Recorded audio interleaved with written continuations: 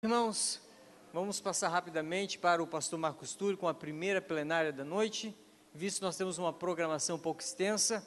Minha gratidão a Deus, aos pastores, dirigentes e a vocês que estão aqui essa noite. Deus os abençoe em nome de Jesus. Amém. Cumprimento a todos mais uma vez com a paz de nosso Senhor e Salvador Jesus Cristo.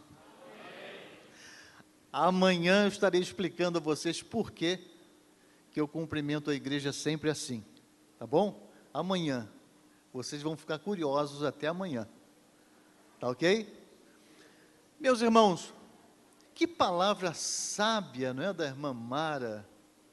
Uma palavra sábia, inteligente, tão apropriada, não é mesmo, pastor? Olha, graças a Deus, viu? Onde está a irmã Mara? Oi, irmã Mara. Deus abençoe, Deus abençoe.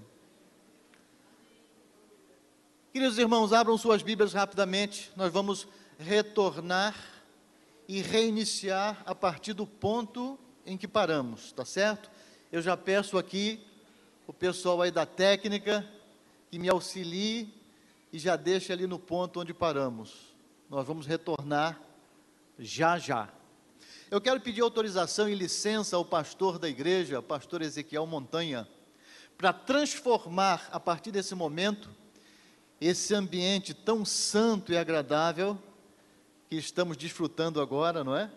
Aqui no templo, na casa de Deus, num outro ambiente também muito importante. Quero pedir licença para transformar esse ambiente numa grande sala de aula. Amém? Onde iremos aprender e ensinar a palavra de Deus e coisas, muitas coisas pertinentes a ela. Amém?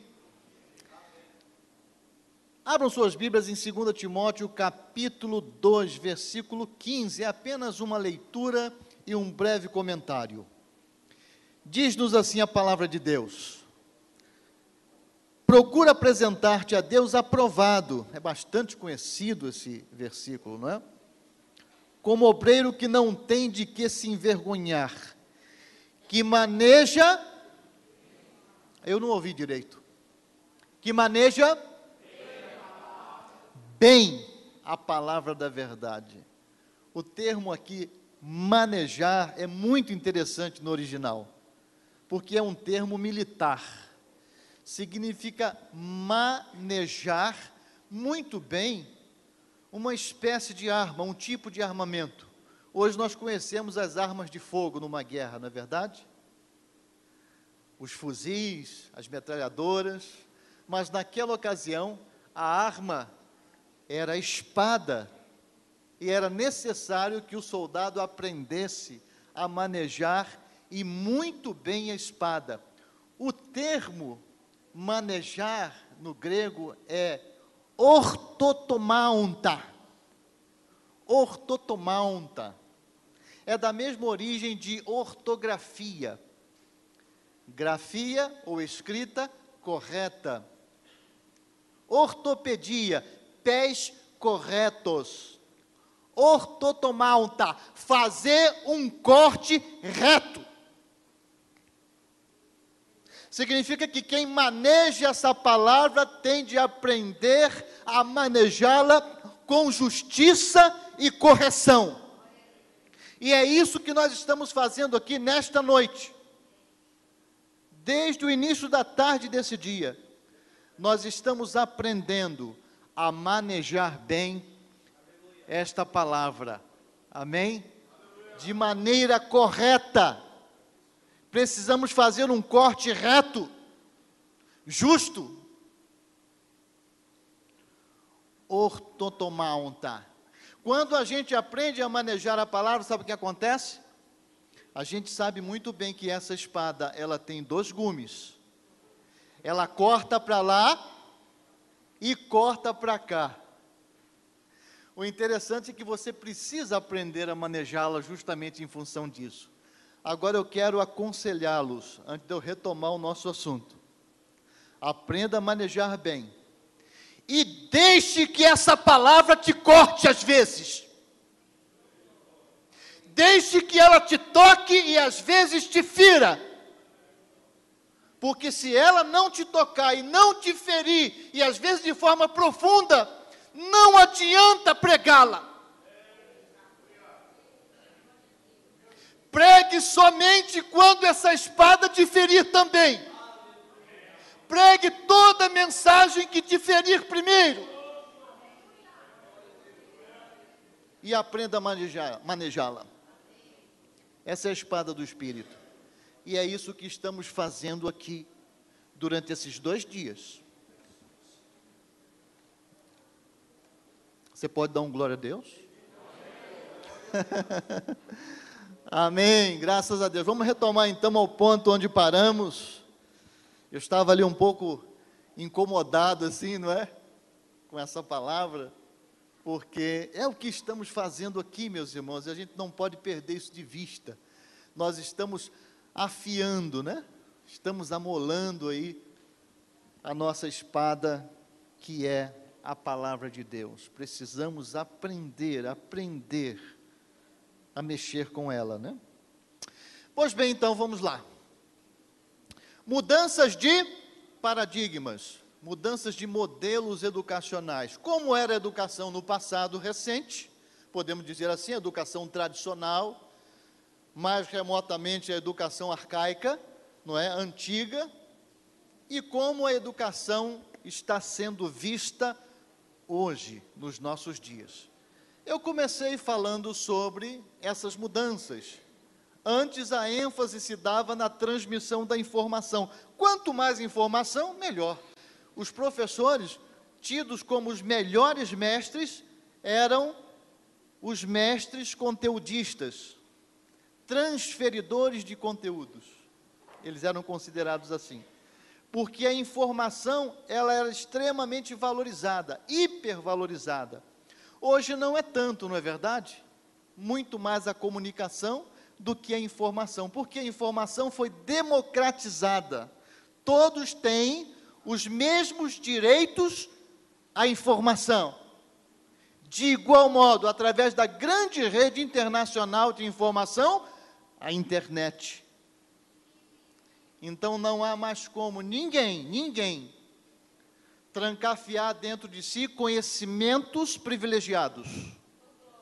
Não há mais. Então você precisa descortinar esses conhecimentos adquiridos. Você precisa compartilhar. Não há como mais você guardar o conhecimento adquirido como se fosse uma carta trunfo aqui, olha, na manga do paletó, e de repente quando você percebe que a igreja, num culto de doutrina, quando você percebe que a igreja, na escola bíblica dominical, uma classe específica, está crescendo em inteligência, em sabedoria, em conhecimento, você diz, olha, está aqui, ó, está vendo como é que eu sei mais do que vocês? Hoje não há mais vez, nem voz, nem lugar para professores, mestres e pregadores conteudistas. Não há mais. Em função dessas mudanças todas. Então a ênfase se dava na transmissão da informação, e nós já vimos hoje à tarde, ilustrei bem isso aqui, não é? Que agora o que manda realmente são as habilidades e competências. Você precisa ter conhecimento, saber fazer e tomar atitude. Partir para a ação e fazer as coisas acontecerem mesmo. Isso é ser competente. Os jovens estão olhando para mim agora, olha. Exatamente isso. O pessoal está empregando aí, direto. Mas só empregam os competentes. Quem são os competentes? Aqueles que conhecem, sabem fazer e fazem. Ok? Então o foco estava nos conteúdos, hoje nas habilidades e competências. O método era o expositivo, a exposição oral, a preleção, onde somente o professor ou o mestre fala o tempo todo, e o pobre do aluno, coitado, tem que ficar só ouvindo, sem nenhuma expressão, ou seja, ele fica inativo, ele fica do lado de fora do processo de ensino-aprendizagem, e não pode aprender, justamente por isso, porque está inativo. O método era o expositivo, agora trabalhos colaborativos, interativos, enfim. A figura principal, e nós paramos exatamente nesse ponto, vou dar continuidade a partir daqui. Antigamente, a figura principal era o professor. Vocês devem se lembrar disso. Meus queridos irmãos, na década de 20, o professor era chamado de lente. Quem é que se lembra ou já ouviu isso alguma vez? O professor era chamado de lente. Lente dos óculos? Não. Ele era chamado de lente porque ele lia. E somente lia. Então, imaginem só, um corredor como esse aqui, do lado de cá está a tribuna, está o pedestal, o púlpito, enfim, onde o professor ficava. Do lado de lá, as carteiras dos alunos todas perfiladas, arrumadas, um olhando para a nuca do outro, da forma bem tradicional, não é? E havia um espaço enorme entre os alunos e o mestre. Esse espaço, ele tinha uma mensagem, né? Ele dizia alguma coisa, o quê? Do lado de cá está quem tudo sabe, e do lado de lá quem nada sabe. No latim, a negação, lum, luz. Aluno é aquele que não tem luz. Vejam só que aberração. Quer dizer que o aluno tinha que ficar esperando a luz que era proveniente do seu mestre. E era chamado de lente, por quê? Ele adentrava a sala silenciosamente. Havia um silêncio sepulcral na sala, não é? Os alunos todos quietinhos, o professor punha o seu livro debaixo do braço e entrava. Assumia a sua cátedra, daqui a pouco eu falo sobre cátedra. Abria o livro. Ele era o único portentor, o único detentor do livro. Só ele tinha direito de ter o livro. Ele abria o livro e começava a lê-lo. Lia. Quando terminava, fechava o livro. Colocava-o novamente debaixo do braço e saía da sala. Vocês acham que esses alunos aprendiam alguma coisa? Nada. Ou quase nada, não é verdade? Mas era assim. Olha que há professores hoje em dia na escola dominical que ainda querem fazer isso. Sabiam? Sabiam? São lentes, apenas leem, só leem. Agora, o que acontecia? Ele entrava, assumia sua cátedra. O que é uma cátedra? Vocês já ouviram falar em professor catedrático? Quem já ouviu falar, levante a mão. Catedrático é aquele professor que tem domínio pleno sobre determinada área do conhecimento. Ele domina completamente aquela área, então ele é um catedrático, ou seja, ele possui a sua cadeira. Ele é a autoridade máxima naquele assunto, possui a sua cátedra, a sua cadeira, no grego, cátedra, cadeira. Vocês se lembram da cadeira de direito? Cadeira de medicina? Cadeira de letra? Vem daí. Ele assumia a sua cátedra. Cátedra quer dizer cadeira, autoridade. Isso nos faz recordar de quê? Dos evangelhos. Exatamente. Porque Jesus possuía a sua cátedra. Jesus tinha autoridade para ensinar. Por isso ele ensinava. E nós hoje só podemos lecionar mediante a autoridade do Espírito Santo de Deus, por Jesus Cristo nosso Senhor. Não há como ensinar sem a autoridade dele. Desista disso. Os gregos ficavam olhando, observando o mestre, de longe. A gente lê nos evangelhos, e a gente fica admirado, eles olhando Jesus. Espera aí, ele está lá, tem uma multidão, mas a multidão está de pé, só ele está assentado. Esse homem tem autoridade, ele possui uma cátedra. Perceberam? Aí, pastor Ezequiel, o texto não nos deixa mentir. Vários textos começam assim. E assentando-se Jesus, pôs-se a ensinar-lhes. Jesus se assentava porque tinha autoridade para ensinar. Não é significativo isso, meus irmãos? Não é maravilhoso saber disso? É muito bom, não é? Então, antigamente, voltando aqui ao ponto, eu abri um parênteses e fechei agora. Interessante isso, porque o professor era extremamente valorizado, em detrimento do próprio aluno. O aluno era desmerecido, desvalorizado, não é? Hoje não, hoje é diferente. Toda atenção, todo cuidado, todo o amor, todo o carinho deve ser dedicado à pessoa do aluno. E nós temos como maior exemplo o próprio Senhor Jesus Cristo, que valorizava muito mais a pessoa, os seus discípulos, do que os métodos, do que as ordenanças, do que as leis, do que os cerimoniais, do que as autoridades religiosas de sua época. Ele valorizava muito mais o aluno, a pessoa. E nós lidamos com a pessoa humana. Se você não gosta de pessoas, fuja desse negócio de magistério. Não é isso?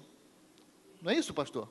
É melhor desistir disso e fazer outra coisa. Tanta coisa se pode fazer na igreja, mas se você não gosta da pessoa humana, você se incomoda quando você sai, está ensinando ou pregando, e as pessoas juntam-se ao seu entorno e começam a te abordar e querer saber mais, enfim, você se sente incomodado com isso, você não gosta de pessoas, saia dessa, porque Jesus amava as pessoas, e você deve amar o seu aluno, você tem de amar o seu aluno, toda atenção, todo cuidado, todo carinho, dedicado à pessoa do aluno. Você está entendendo? Diga sim. Muito bem, então. Poderia falar mais aqui, colocar umas ilustrações, mas a gente está correndo aqui com o tempo, não é? A avaliação, como era, meus irmãos? Era feita através de provas. Provas orais, provas escritas. Os principais instrumentos de avaliação eram as provas, que na verdade representavam exames. Mas nós sabemos que prova não prova? Cadê o coro? Prova não prova nada, não é verdade? Imagina, você vai fazer uma prova, um exame, e você está sentindo uma tremenda dor de cabeça. E aí, você vai bem na prova? Não. Brigou com o namorado, brigou com o esposo, ou então alguém da família está doente ou faleceu, você tem de fazer aquele exame, e aí? Você vai bem no exame? Provavelmente não. Significa que você não sabe? Claro que não. Então a prova antigamente era apenas um instrumento de medida, de mensuração. Inclusive até nas faculdades de pedagogia antiga, existia a disciplina medidas educacionais. Nem tem mais, porque isso é muito antigo. É porque eu sou antigo. Não é verdade? Mas tinha medidas educacionais, justamente porque se tinha essa noção de medir o aluno. Deixa eu ilustrar isso aqui. Uma vez eu participei de um concurso público. Vocês devem ter participado também de alguns. E era mais ou menos assim, os alunos estavam todos lá perfilados em suas carteiras, e do lado de cá tinha um moderador, um homem carrancudo, feio, sério, e ele dizia assim, olha, não mexam nas provas. Só vire a folha quando eu mandar. Já experimentaram isso? Aí quando ele dava a ordem, nós ouvíamos aquele barulho, né? As folhinhas virando todas ao mesmo tempo. Era até interessante. Pois bem, eu participei de um desses concursos. Terminei a minha prova. O que eu fiz? Fui para o moderador. Chegando lá, entreguei a minha prova, meu exame. E aí eu me encaminhei para a porta. Já estava na saída, de repente eu me lembrei, meu Deus do céu, aquela questão.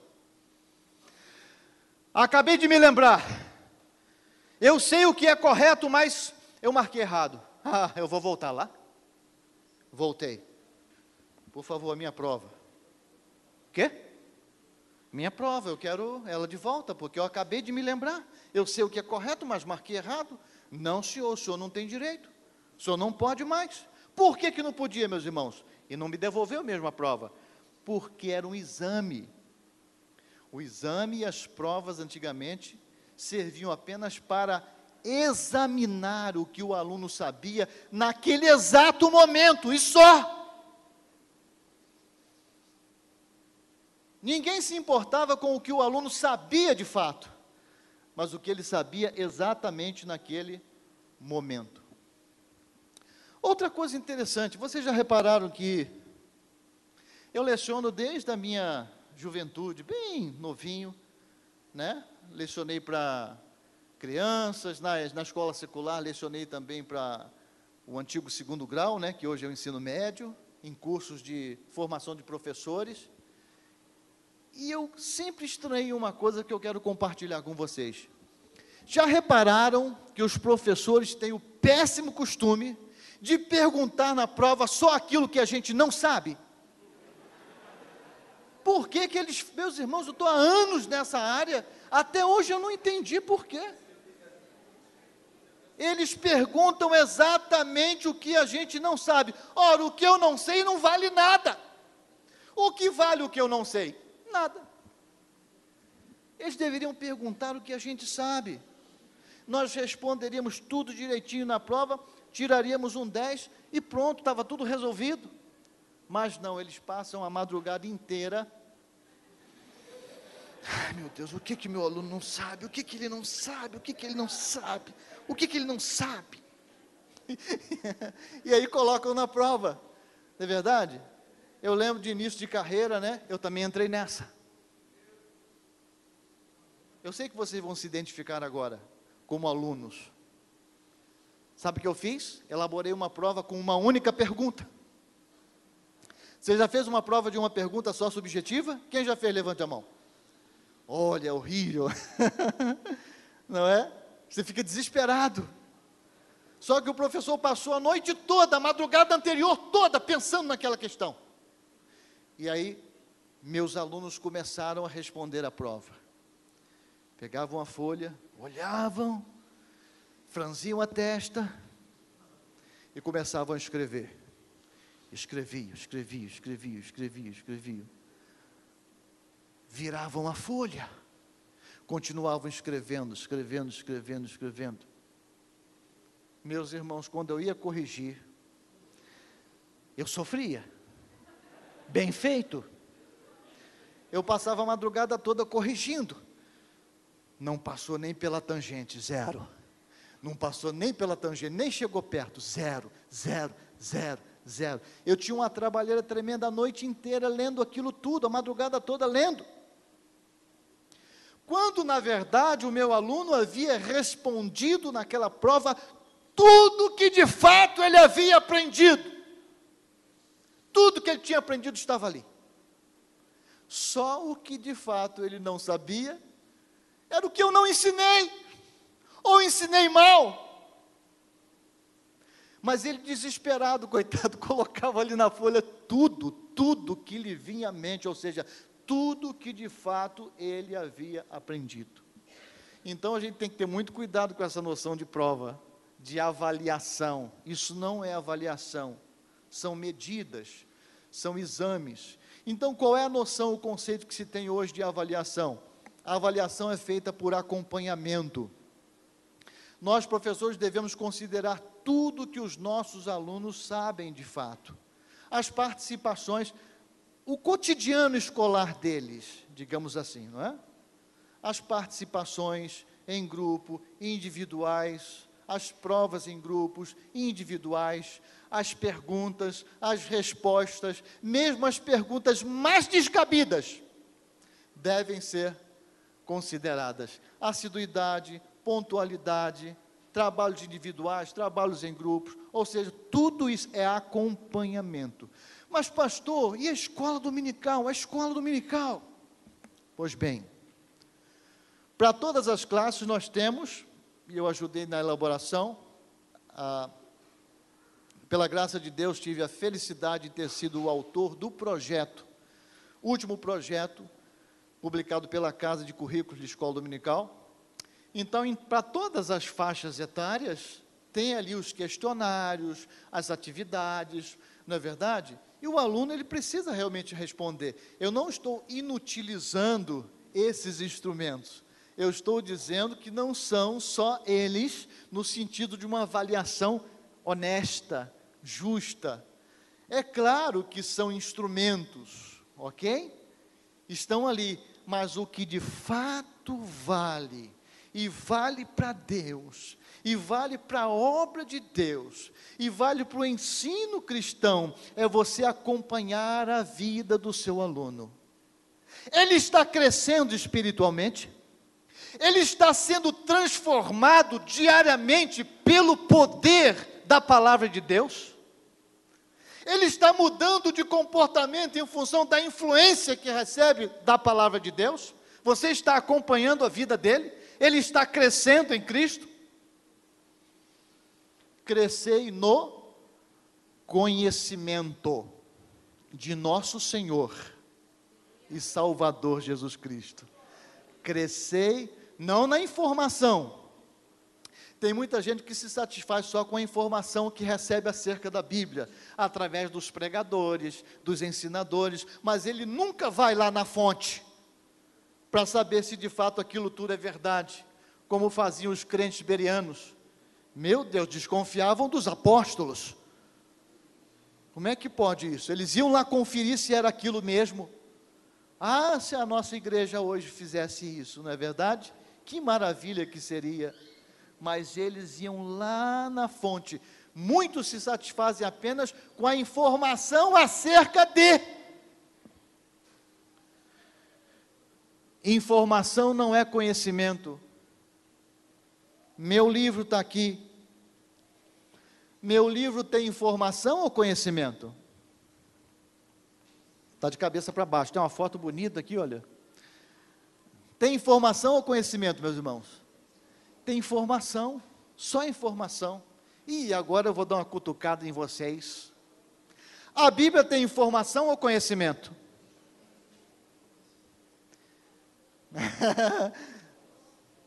Ela tem informação. Quando você lê, toma conhecimento do que está escrito aqui, começa a praticar, a pôr em prática tudo o que está aqui, você transforma a informação em conhecimento.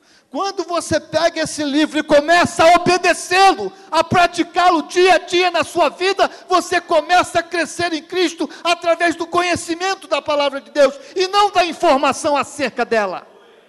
Está entendendo? Diga sim.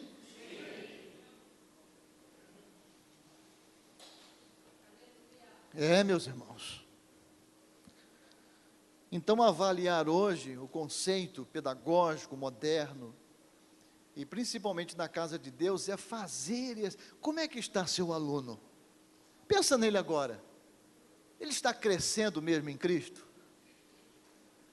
Aprender modernamente significa mudar de comportamento. Está mudando de comportamento? Está mudando. Tomar como exemplo aqui o dízimo. Imagine um aluno agora que ele aprenda tudo sobre o dízimo, todas as referências do Antigo Testamento, as referências e inferências do Novo. Não vou mexer com isso, que isso dá problema. As inferências do Novo Testamento sobre o dízimo, ele aprende tudo. Aprendeu? Aí eu pergunto, ele aprendeu mesmo? Aprendeu? Pastor, você não conhece meu aluno. Ele sabe tudo sobre o dízimo, de cor. Grego, cor, de coração, e ainda se diz, não é? Salteado, não é? Ele sabe, mas espera aí, ele está dizimando? Pastor, eu acho que não, significa que ele não sabe nada. Por quê? Se ele tivesse aprendido, teria havido o quê? Mudança de comportamento. Antes ele não sabia, não dizimava. Passou a saber, está dizimando. É simples assim. É mudar o comportamento. Então a gente precisa observar no sentido de acompanhamento, no sentido real de avaliação, se os nossos alunos estão crescendo em Cristo. Amém, meus irmãos? Esses conceitos são valiosos e a gente precisa fazer, não é, essa interpretação no sentido real do nosso lugar de atuação, que é a escola dominical, que é a casa de Deus. Ok? A tecnologia, amanhã eu vou falar nesse assunto bastante mesmo, tá?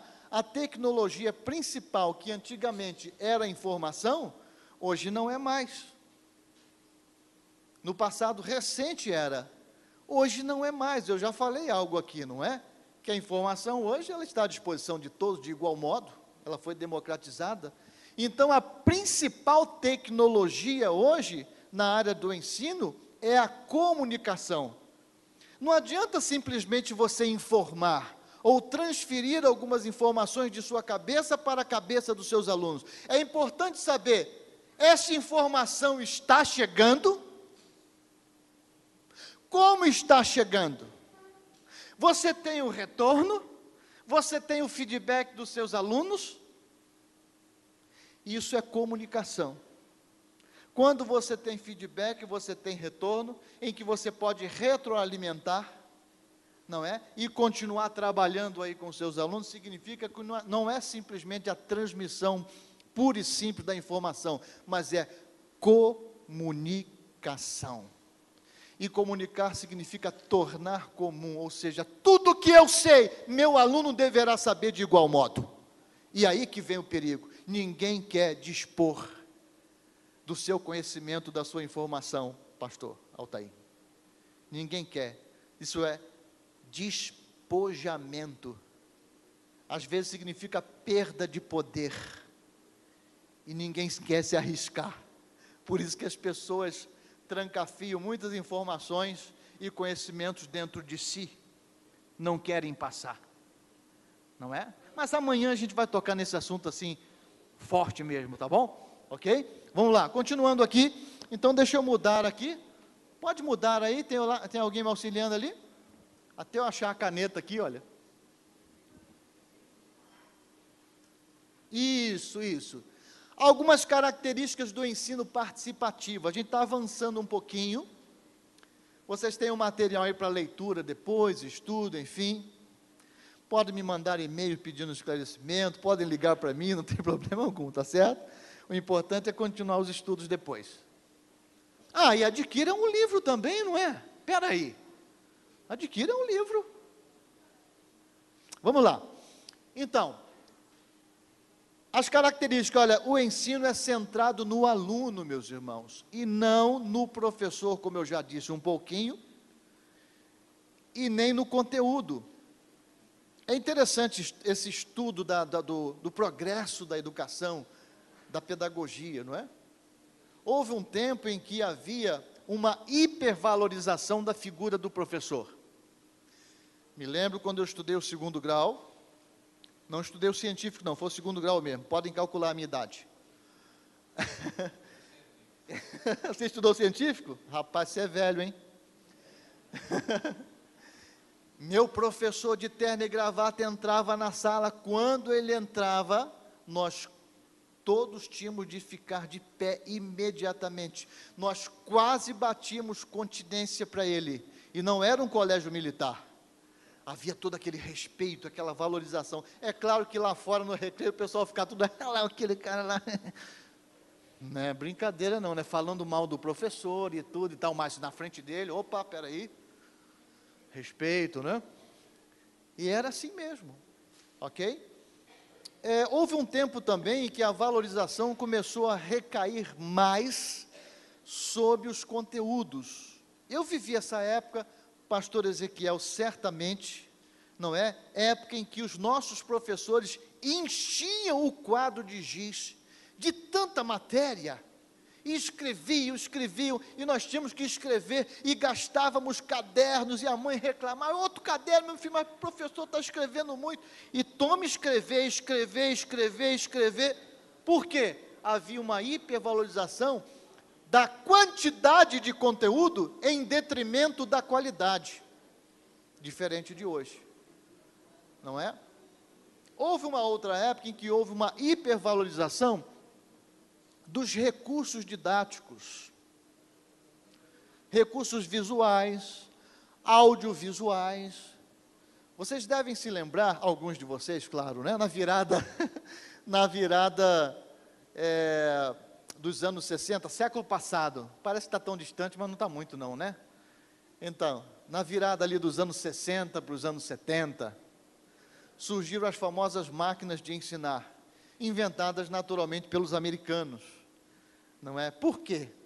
Eles inventaram, por exemplo, nessa época, o retroprojetor. Quem conhece aqui retroprojetor? Ai, graças a Deus. Olha aqui, olha, a evolução do retroprojetor aqui, né? O retroprojetor é uma evolução do quadro de giz. E o data show é a evolução do retroprojetor, tá ok? Poderia explicar isso aqui melhor, mas não tem tempo. Mas o fato é que os americanos inventaram o retroprojetor e tantas outras máquinas de ensinar, não é? Em função de quê? Da guerra que eles tinham naquela ocasião contra o Vietnã. E eles tinham que treinar soldados muito rapidamente para mandá-los, enviá-los para a guerra. Então tiveram, né, de inventar, e muitos outros recursos foram inventados naquela ocasião pelos americanos. Então houve uma hipervalorização dos recursos tecnológicos educacionais. Houve um outro tempo que a valorização ou a hipervalorização recaiu sobre as técnicas didáticas, ou procedimentos didáticos. Surgiram vários e vários teóricos. No final da década de 90, início do ano 2000, muitos teóricos surgiram e houve uma hipervalorização. Quem está na área de educação e de pedagogia sabe disso, das técnicas, dos procedimentos didáticos. Hoje, meus irmãos queridos, a valorização recai sobre a pessoa do aluno. Então, o aluno é a figura mais importante no ensino e aprendizagem, no processo de ensino e aprendizagem. O professor pode até liberar a capacidade de autoaprendizagem do aluno, porque a verdadeira função do professor é criar condições para que o aluno, muitas das vezes, aprenda até sozinho, porque ensinar, de fato, meus irmãos, não é simplesmente passar conhecimento de uma cabeça a outra, mas é estimular o aluno a buscá-lo, pelo próprio esforço. Esse é o sentido hoje. Então, o que a gente passa a conhecer aqui e perceber? Que o professor, ele é um facilitador da aprendizagem. Ele é, como eu costumo dizer, um animador de inteligências coletivas, porque os nossos alunos são muito capazes, muito inteligentes, e se o professor quiser continuar sendo conteudista, ou seja, ele quiser se prevalecer perante seus alunos em função da quantidade de informação que ele detém, ele está perdido, não é? Então, ensinar hoje tem um valor muito, muito, muito maior. É por isso que poucas pessoas querem de fato ensinar, porque ensinar, inclusive na igreja, a palavra de Deus, dá muito trabalho. Ninguém quer assumir esse ministério, porque os ensinadores são obreiros dos bastidores, nem sempre são reconhecidos às vezes pela sua própria liderança, mas Deus tem no céu um galardão todo especial para nos entregar naquele grande dia.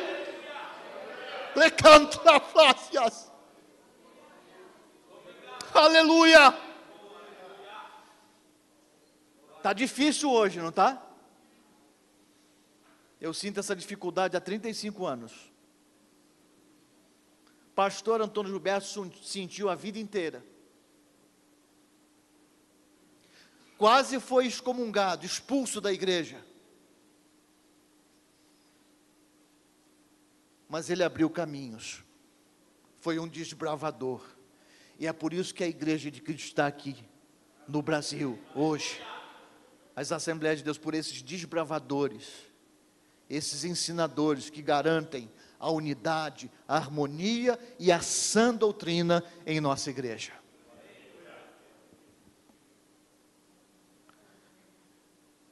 A postura, meus irmãos, do professor, ela precisa mudar, não é? O professor precisa mudar de atitude, ele precisa ser um orientador, um facilitador da aprendizagem. O professor precisa deixar aquela postura professoral e mudar realmente de atitude. Tem professores que, diante da classe, eles querem pregar. Já repararam? Querem pregar. É claro que a dinâmica da fala, eu também prego, né, pela graça de Deus. A dinâmica da fala na pregação é totalmente outra, totalmente diferente da dinâmica da fala no ensino.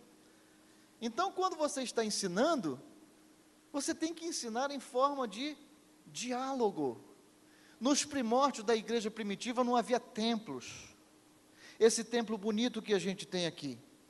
Então, o que acontecia? Os irmãos se reuniam uns nas casas dos outros para orar, para comungar, para ler a Bíblia, para estudar as Escrituras. E os crentes mais experientes ensinavam aos neófitos na fé, basicamente em tom de diálogo, de conversa. Eram as famosas homilias, de onde provém o termo homilétique, que a gente conhece hoje. Meus irmãos, até o VI século, não havia notícias de pregador de púlpito, de oratória, retórica, eloquência, pregador que pula, grita, gira, sapateia, conta anedotas, nada disso existia até o VI século. Então, como era dado o ensino e a pregação? Em tom de conversa, diálogo, entendimento, aqui ó, relacionamento, como Jesus fazia o tempo todo com seus discípulos, relacionamento. Mas há professores ainda que querem pregar diante da classe, e outros que se comportam como oradores. Eles empolam o peito, articulam a voz, não é? Impostam a voz. Meus irmãos, nós vamos agora abrir a nossa revista na página de número 3. A página de número 3.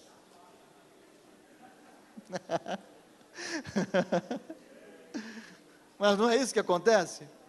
Ensinar não é nada disso, gente. Não é nada disso. Totalmente diferente, envolve relacionamento, é em tom de conversa. A mensagem, ela é expositiva. Como nós sentimos falta daquelas pregações expositivas que tínhamos em nossas igrejas na década de 60, 70, 80, sinto muito. Alguns de vocês não tiveram o privilégio de ouvir os nossos pastores, que não tiveram a oportunidade de cursar em seminários teológicos, mas que abriam as Escrituras e as expunham com poder e autoridade, e a palavra de Deus tinha vez e voz em nossos púlpitos, e hoje isso não existe mais.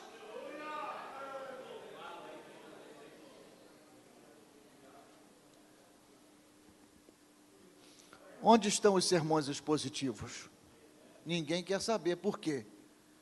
Por causa da responsabilidade com a pregação da palavra. Pregar sermões temáticos é muito fácil. Você se exime totalmente da responsabilidade, porque você pode falar o que você quer. Você não está preso à palavra, não tem exegese da palavra, você não recorda os originais, você não estuda o texto, você não esmiuça o texto, você grita, pula, corre para lá e para cá, agita a igreja, não sai nada. Não tem palavra. Não tem palavra, sinto muito de dizer-lhes, não tem palavra, também não tem poder.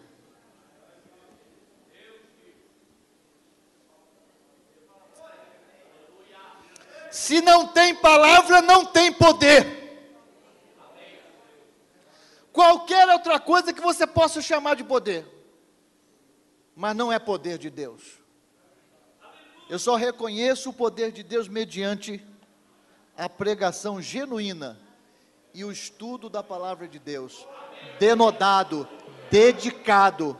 É daqui que flui o poder, de nenhum lugar mais. O resto é conversa fiada, é entretenimento. E o problema é que nós gostamos de entretenimento. A igreja gosta também de entretenimento. É por isso que algumas pessoas se aproveitam disso. Eu acho que eu estou mudando, estou quase pregando já aqui.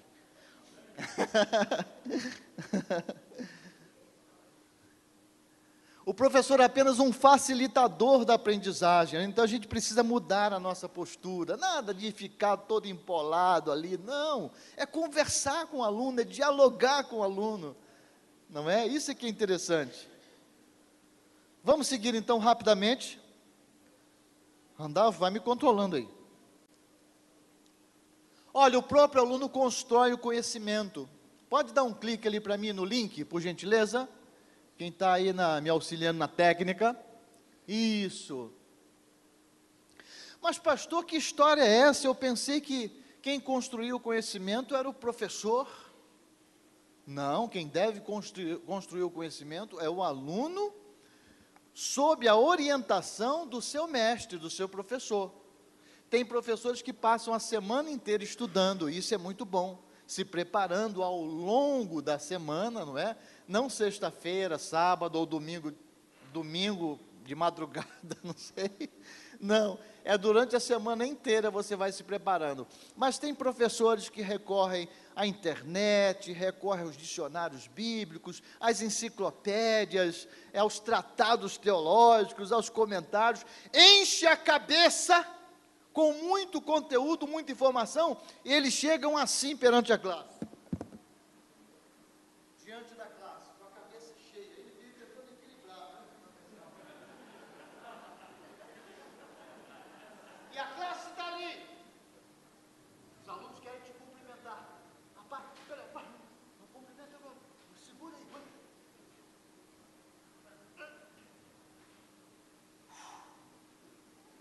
O camarada fica aliviado do peso enorme que ele traz de casa acumulado a semana inteira. Ensinar não é isso. Não é somente transferir conhecimento acumulado, de modo algum. Se ensinar fosse isso, qualquer pessoa poderia ensinar. O problema é que o aluno também tem conhecimento. E ele vai te questionar, ele vai perguntar, ele vai inquirir. E ele precisa, de fato, para aprender, desconstruir tudo que você construiu em casa.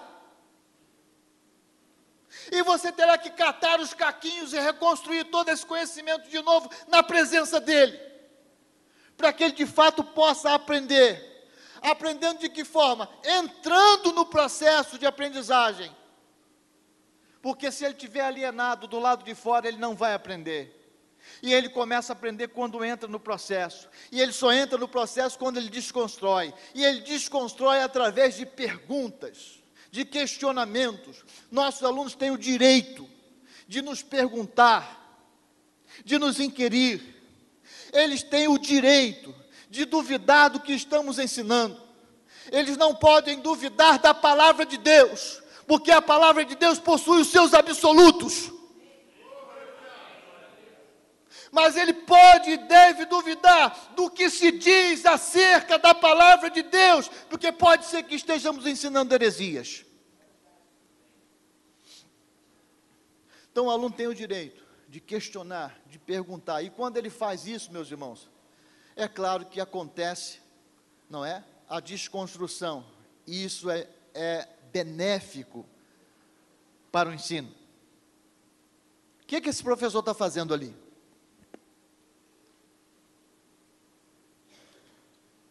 Ele está construindo um edifício. Que edifício é esse?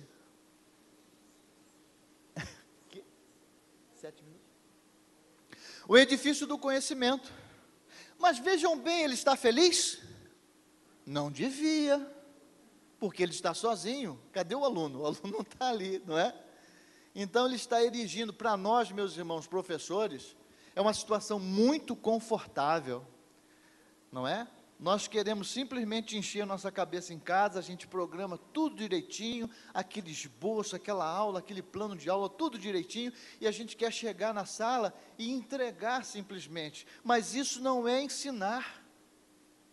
A gente deve permitir que os nossos alunos desconstruam.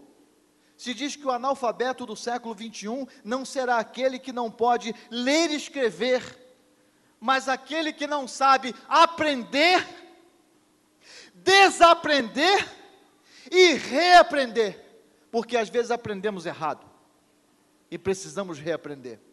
Esse será o analfabeto do século 21. Então os nossos alunos têm sim o direito de desconstruir para reconstruir o conhecimento. Isso quer dizer o que na prática? Que os nossos alunos, eles estudam antecipadamente as lições e devem estudar com o nosso incentivo, antecipadamente as lições. Tem professores que ficam torcendo, tomara que o aluno não tenha nem lido a revista, porque aí eu posso simplesmente ler a revista diante da classe, fica tudo bem.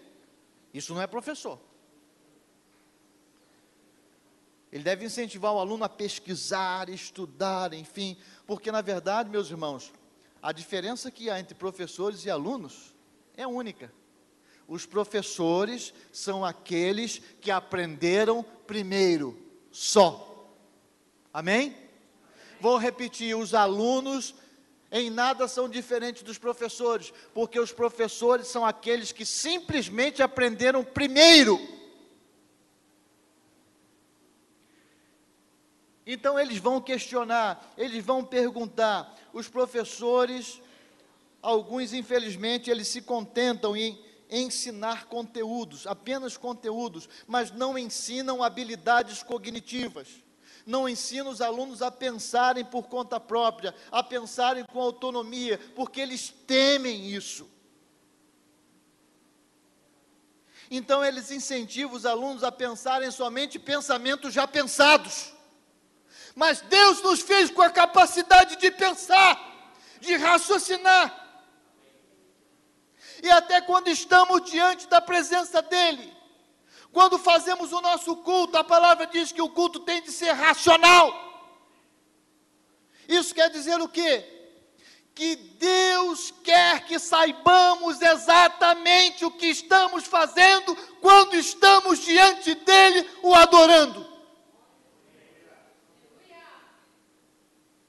Ele deseja, ele quer, ele fica feliz quando ele sabe, aquele ali me adora, mas ele sabe racionalmente o que ele está fazendo. Ele não é um doido desvairado, não, ele sabe o que está fazendo, porque está usando a capacidade que eu lhe dei quando criei.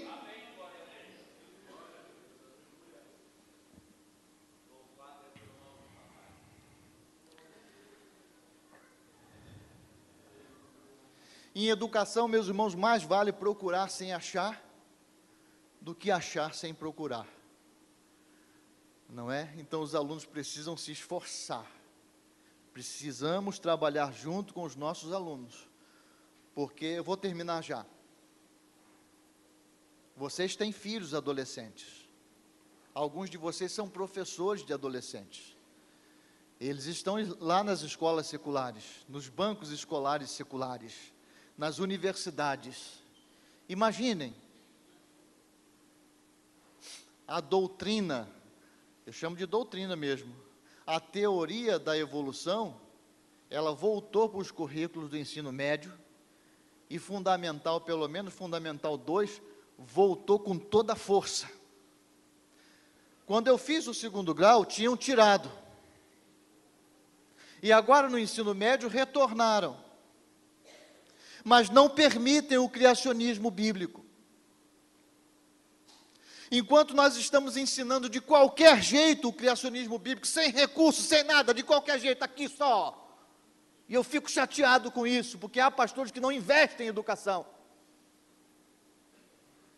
Educação relevante que eu estou falando. Brigo com isso há anos.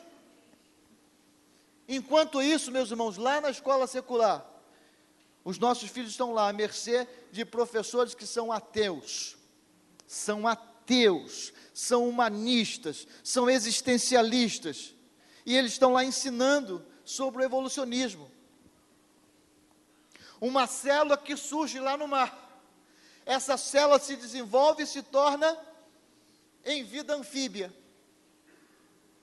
Mar e terra, evolui mais a partir de milhões de anos. Em mamíferos, dos mamíferos surgem os símios, os antecessores dos macacos, depois os macacos, e nós somos provenientes dos macacos. Ensinam isso nossas crianças lá na escola. Aí você pode pensar assim, imagina, seu filho está lá, aí seu filho pensa assim, ai meu Deus, eu estou ouvindo isso tudo aqui, se o meu pastor estivesse aqui agora,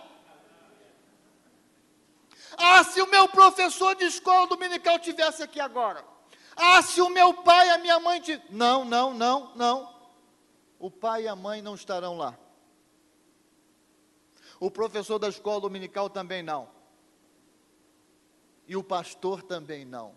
Ele terá de defender a sua fé por conta própria, e terá de ter sido exercitado nisso na escola bíblica dominical, aprender a pensar, a argumentar, para poder destruir aqueles argumentos satânicos lá na origem, lá na escola. Vou terminar agora, senão eu não termino. Minha filha estudou história. Minha filha trabalhou 3 anos na CPAD, e ela tem algumas bíblias de estudo, que traz lá o nome dela, como líder de grupo. Minha filha, muito novinha, já tinha lido a Bíblia várias vezes. Nunca falei para ela que ela tinha que ler a Bíblia tantas vezes. Mas uma vez ela me disse assim, pai, se eu não tivesse sido criada do jeito que fui na igreja, com toda orientação e ensino, desde casa e na escola bíblica dominical, eu não sei o que seria de mim. Quando ela estava lá no curso de História, na Universidade Gama Filho, no Rio de Janeiro. Por que, minha filha? Porque todos os meus professores são ateus. Seus filhos estão lá. Seus filhos estão lá. O que vocês vão fazer agora? Vão cruzar os braços? Ou vão se dedicar diuturnamente ao ensino da palavra de Deus? Que Deus vos abençoe em nome de Jesus.